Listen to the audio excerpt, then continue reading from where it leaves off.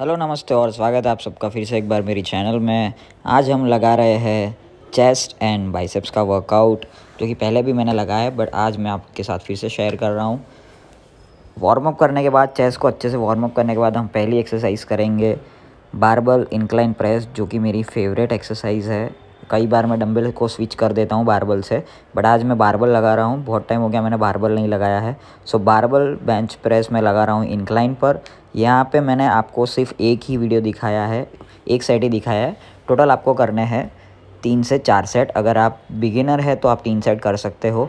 अगर आप professional body builder हो या इंटरमीडिएट तो आपको 4 सेट करना है। रिपीटेशन आपके यहाँ पे रहेंगे 8 से 10 रिपीटेशंस, ज़्यादा आपको नहीं करना है। वेट आपको यहाँ पे बढ़ाना है, वॉल्यूम आपको ज़्यादा रखना है और आपको रिपीटेशंस 8 से 10 रखने हैं, ताकि आपकी जो मसल ग्रोथ है वो काफ़ी अच्छे से हो सके। तो ये चीज़ आपको हमेशा ध्यान में रखनी है। अपनी स्ट्रेंथ के अकॉर्डिंग ही आपको वेट लिफ्ट करना है। हमारी दूसरी एक्सरसाइज है डंबल फ्लाइज, जो कि हम इंक्लाइन पर ही करेंगे। आपकी जो चेस्ट है उसको अच्छे से ग्रो करने के लिए फ्लाइज बहुत ही इम्पोर्टेंट रोल प्ले करता है। कई लोग ऐसा समझते हैं कि प्रेसिंग मूवमेंट ही अच्छा होता है या उससे ज़्यादा ग्रोथ होती है, बट ऐसा नहीं है।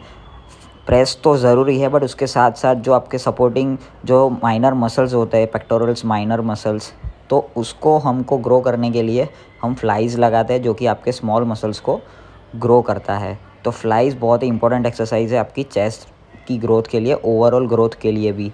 तो यहाँ पे हम इंक्लाइन फ्लाइज लगा रहे हैं। रिपीटेशन यहाँ पे आपके थोड़े ज़्यादा हो जाएंगे, 12 to 15 रिपीटेशंस हो जाएंगे। अगर आप 15 से ज़्यादा लगाते हो तो आपको उसके नेक्स्ट सेट में वेट को इंक्रीज़ करना है। तो ऐसे आपको पता चल जाएगा कि अगर आप 15 आराम से लगा पा रहे हो तो आपको वेट इंक्रीज़ करना है। तो ताकि आपको भी पता चले कि आपकी स्ट्रेंथ गेन हो रही है, तो आपको ज़्यादा वेट लगाने की ज़रूरत है। तो यहाँ पे आपका मसल ग्रोथ भी अच्छे से होगा। हमारी थर्ड एक्सरसाइज है डंबल बेंच प्रेस, जो कि हम फ्लैट बेंच पे लगा रहे हैं। सो यहाँ पे अलग अलग एंगल्स पे अपनी चेस्ट को ट्रेन करने से आपकी ओवरऑल चेस्ट ग्रोथ अच्छी रहेगी और आपकी जो स्ट्रेंथ है वो काफ़ी अच्छे से बिल्टअप होंगी। सो अगर आप कोई एक टाइप का बेंच लगा रहे हो तो भी आपकी चेस्ट ग्रो होने ही वाली है, but different types of angles पे आप अगर चेस्ट को ट्रेन करेंगे तो काफ़ी अच्छी ग्रोथ होगी और जो ग्रोथ होनी चाहिए उससे 2x टाइम में हो जाएगा। तो साथ में आपको डाइट का भी इतना यहाँ ध्यान रखना है और आपकी स्लीप पैटर्न, जो कि बहुत ही इंपॉर्टेंट रोल प्ले करती है आपकी डेवलपमेंट में। मसल डेवलपमेंट हो या आपकी स्ट्रेंथ डेवलपमेंट हो, वेट लॉस हो या फैट लॉस हो, उसमें बहुत ही हेल्प करती है। तो सेम आपको भी फ्लैट प्रेस के लगाने हैं 4 सेट 8 से 10 रिपीटेशंस। नेक्स्ट हमारी एक्सरसाइज है फ्लाइज, जो कि हम डिक्लाइन पे लगा रहे हैं। मैं डंबल से लगा रहा हूँ। अगर आप चाहो तो केबल क्रॉस ओवर भी कर सकते हो, आप हाई केबल क्रॉस ओवर कर सकते हो, बट मैं यहाँ पे कर रहा हूँ डंबल फ्लाइज डिक्लाइन पे कर रहा हूँ। रिपीटेशन जैसे कि मैंने बताया 12 to 15 रिपीटेशंस, 4 सेट करने हैं आपको। अगर आप इंटरमीडिएट या एडवांस लेवल एथलीट हो, अगर आप बिगिनर हो तो आप 3 सेट कर सकते हो। यहाँ पे आपको 8 से 10 रिपीटेशन करने हैं प्रेसिंग में और 12 to 15 रिपीटेशंस करने हैं आपको फ्लाइंग मूवमेंट में। तो यहाँ पे डिक्लाइन में कर रहा हूँ ओवरऑल चेस्ट डेवलपमेंट के लिए। डिक्लाइन प्रेस और फ्लाई लगाना बहुत ही ज़रूरी होता है। सो अगर आप ये नहीं लगाना चाहते हो तो इसके अलावा आप केबल क्रॉस ओवर या तो फिर डिप्स कर सकते हो, जो कि डिप बार पे होता है। सो उसके बाद मैं लगा रहा हूँ लास्ट मेरा वर्कआउट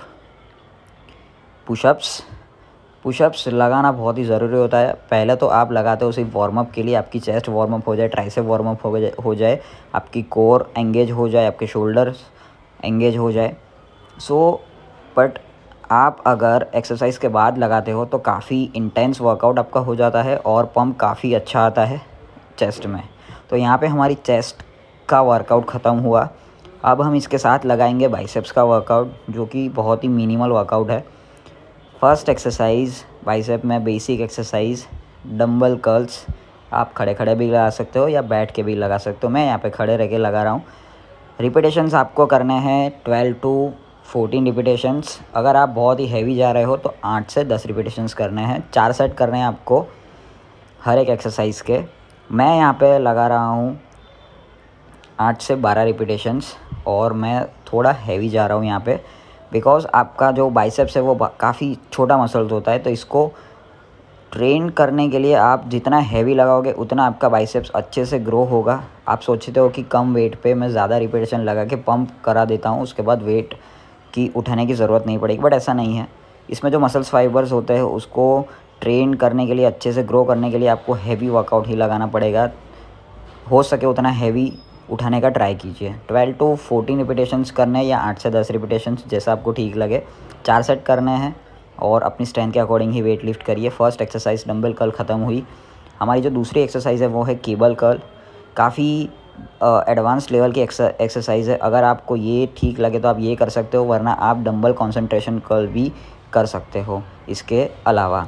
तो मैं यहाँ पे केबल कर्ल कर रहा हूँ। यहाँ पे वेट मैंने बहुत ही मिनिमल लिया है ताकि मैं अपनी बाइसेप्स को अच्छे से कॉन्ट्रैक्ट कर सकूँ अपनी पीक को डेवलप करने के लिए। पीक के लिए कोई अलग से एक्सरसाइज नहीं होती है, बट यहाँ पे थोड़ा बहुत आप पीक को कॉन्ट्रैक्ट कर सकते हो और पीक को ज़्यादा इन्हेंस कर सकते हो अपनी एक्सरसाइज से। सो 12 टू 14 रिपीटेशंस लगाने हैं आपको, 4 सेट लगाने हैं आपको। और ध्यान रखें कि पूरा बाइसेप्स आपका स्क्वीज़ होना चाहिए और पूरा आपको आर्म्स पूरा खोलना है, उसके बाद आपको स्क्वीज़ करना है। सो इसके भी हमने लगाए 4 सेट 12 टू 14 रिपीटेशंस। मैं बहुत ज़्यादा यहाँ पे ज़्यादा मैं हैवी नहीं गया बिकॉज यहाँ पे मुझे कॉन्ट्रैक्शन फील करना है। सो यस, हमारी एक्सरसाइज ख़त्म हुई। आप भी एक्सरसाइज करिए और कमेंट सेक्शन में ज़रूर बताइएगा। Thank you so much.